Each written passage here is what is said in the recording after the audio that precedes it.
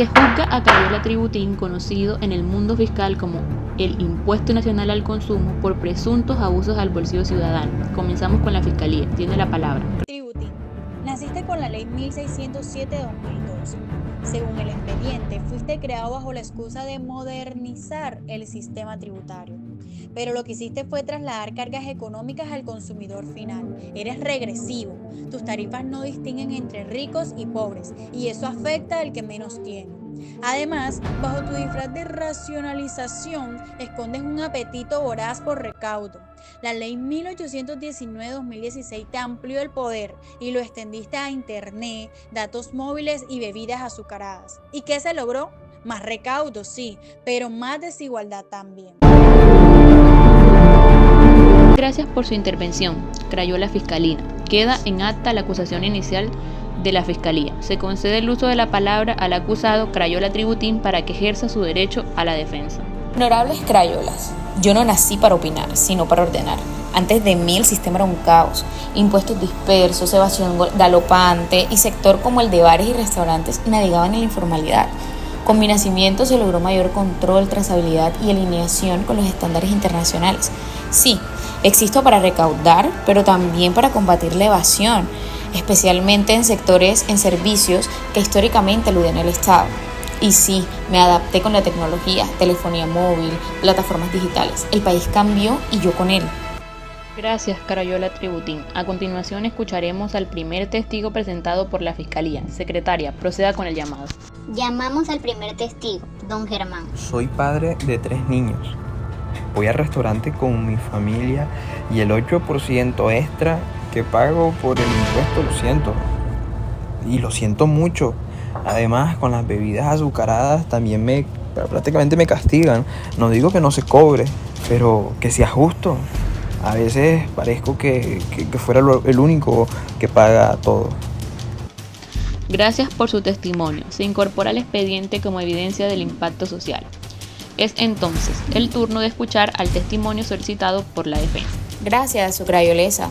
Llamo al estrado a un experto en materia contable, el señor Ciro Calculín, contador público titulado y con experiencia en tributos nacionales y docente universitario.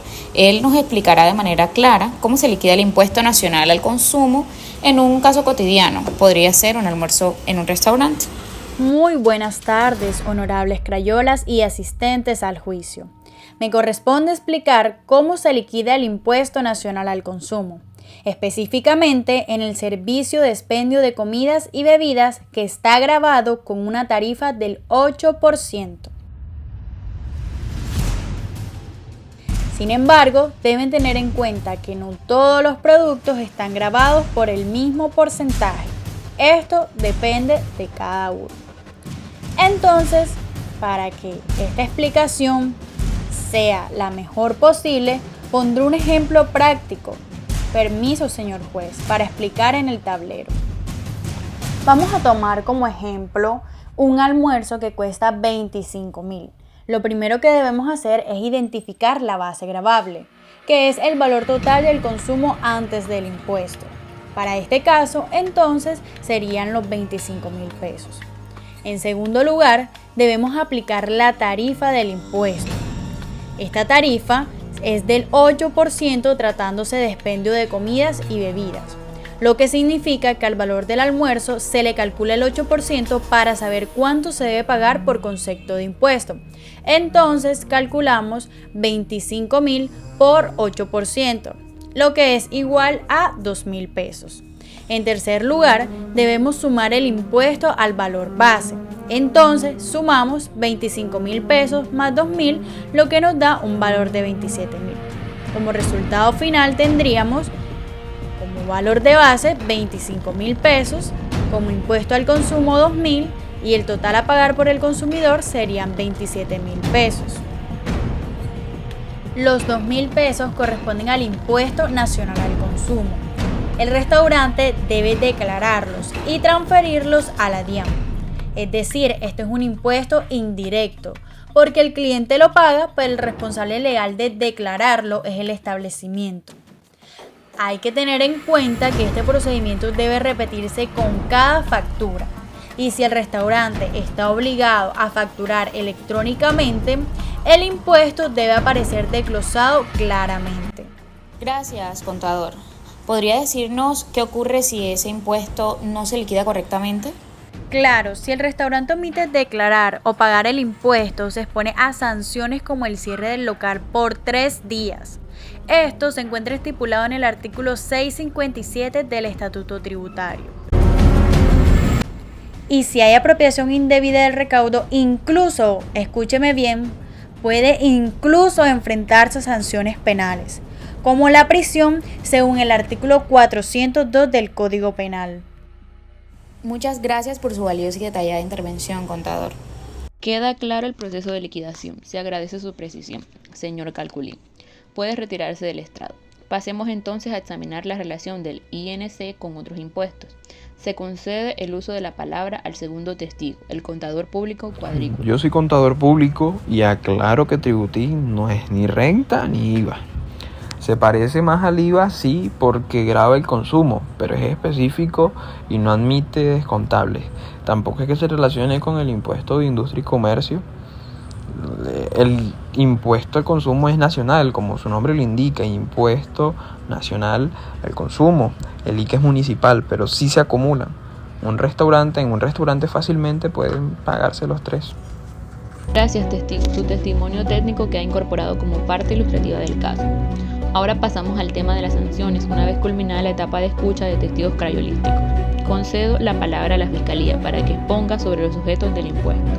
Entonces, ¿quién se beneficia directamente de tributín? La DIAN. El Estado colombiano es el sujeto activo que cobra y administra. Pero ¿quién carga con la responsabilidad? No son los vendedores o prestadores, es el consumidor final, porque es el que termina pagando todo sin derecho a decir ni pío. Se concede el uso de la palabra al acusado para responder. La DIAN cumple con su rol como autoridad tributaria y sí, el consumidor final asume el impacto económico, pero es legal que los sujetos pasivos sean los responsables de declarar, como prestadores de servicios, importadores o productores. Además, las reglas están claras, no todos pagan lo mismo, depende del bien o del servicio. ¿Y entonces qué hay de los bienes suntuarios? Porque solamente algunos. Carros de lujo sí, pero perfumes caros, relojes, joyas, nada. Eso es arbitrario.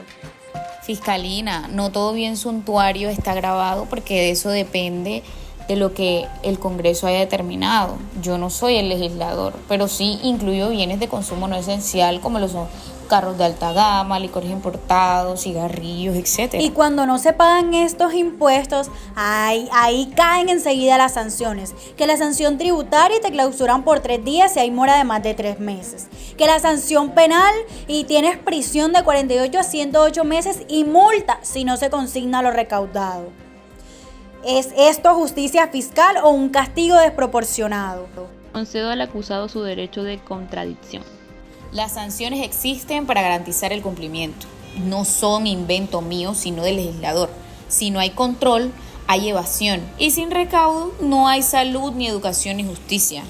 Muy bien, habiendo escuchado todas las partes, este tribunal procede a emitir su veredicto. Y la decisión tomada por este tribunal es